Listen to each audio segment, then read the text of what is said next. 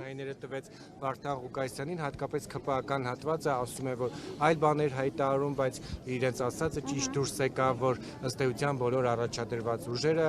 իրենց ձայնը վերջում տալու են Վարդան Ղուկասյանին։ ԿՊԱ-ական շրջանակների քննադատությունը կարելի է ընդունել որպես ինչ-որ լավ բան, ոչ թե վատ բան, բայց ինչ վերաբերվում է Գյումրու ընտրություններին, Մարտուն Գրիգորյանը այդ առիթով հանդես է եկել մանրամասն հայտարարությամբ եւ բացատրել է իր դիրքորոշումը, որը ես ամբողջովին կիսում եմ։ Պարոն Վանեցյան, այսինքն դուք սպասում եք հերթական 2026-ի ընտրություններ։ Այլակ պատասխանեցի նոր այդ հարցին։ Պարոն Վանեցյան, դուք սպասում եք 2026-ի հերթական ընտրություններ, իմպիչմենթի հնարավորություն չեք դիտարկում։ Ես ասել եմ, որ չբացառելով փողոցային պայքարը եւ մնացած գործիքները, որով հնարավոր կլինի հեռացնել այս իշխանություններին, ամեն դեպքում որպես քաղաքական ուժ մենք բոլորս պետք է պատրաստվենք 26 թվականի ընտրություններին, բայց նորից եմ կրկնում, առանց բացառելու փողոցային պայքարով կամ իմպիչմենտի միջոցով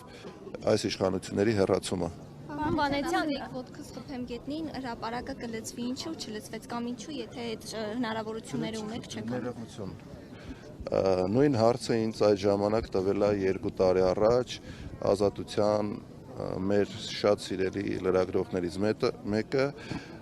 հիմա նույն հարցը տալիս եք դուք, այդ հարցի հետ կապված եղել է այն ոնց է կոչվում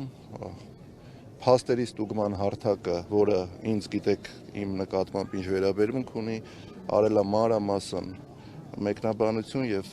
ցույցատվել, որ դա իշխանական քարոզչամեքենայի հերթական սուտ տեղեկությունն է։ Ես նման բան չեմ ասել։ Կապված մի բան էլ ձեզ հարցնեմ, ամեն դեպքում քվեները ապահովեցին ընտրվեց, բայց իշխանական հատվածից ասում են, որ այդ համագործակցությունը չի լինի, քանի որ կոալիցիա չի, այսինքն ուղղակի աջակցեցին եւ այդպես նրան ընտրեցին, այսինքն դուք ինչ եք կարծում, կհաջողվի դիմադիր ուժերին կամ կա այդ քաղաքական պատրաստակամությունը համագործակցել եւ կառավարումը Գյումրիի ապահովել նաեւ օրինակ տարբեր հարցերում քվեարկություններով եւ այլն, ինչ որ ճգնաժամի ցանկացած հարց, որը կլինի իշա Գյումրու եւ գյումրեցու, ես վստահ եմ, որ ընդդիմադիր դաշտում կլինի կոնսենսուս եւ կընդունվեն որոշումներ։ Պարոն Վանեցյան, դուք ԱԱԾ-ում եք եղել, հիմա արդիական է նորից դարձել, ով բերեց իշխանության Նիկոլ Փաշինյանին, ով ԱԱԾ-ի մեկուսարանից արձակեց նրան, կային արդյոք դրսի ուժեր, որոնք ներգրավվեցին այդ հարցում։ ԱԱԾ-ն այդ պարագայում, երբ ես այն ժամանակ ԱԱԾ-ում էի, ես նման տեղեկատվության չեմ տիրապետել, ինչ վերաբերում է ով բերեց, բոլորը գիտեն, թե ինչ եղավ, բոլորը աչքի առաջ է եղել 7 տարի առաջ, թե ինչ էր կատարվում մեր երկրում փողոցներում եւ ստեղծվեց մի իրավիճակ, երբ Նիկոլ Փաշինյանը կարողացավ վերցնել իշխանությունը։ Ջայրանն իր թիմակիցները մեղադրում հանրապետականին այդ Ես այդ քննարկումներին չեմ մասնակցում, այդ թեզը չեմ կիսում եւ առհասարակ փորձում եմ դրա մասին չխոսել, որովհետեւ իմ կիսում եք Սերժ Սարգսյանը ասում է 18-ին իշխանազավթում է եղել։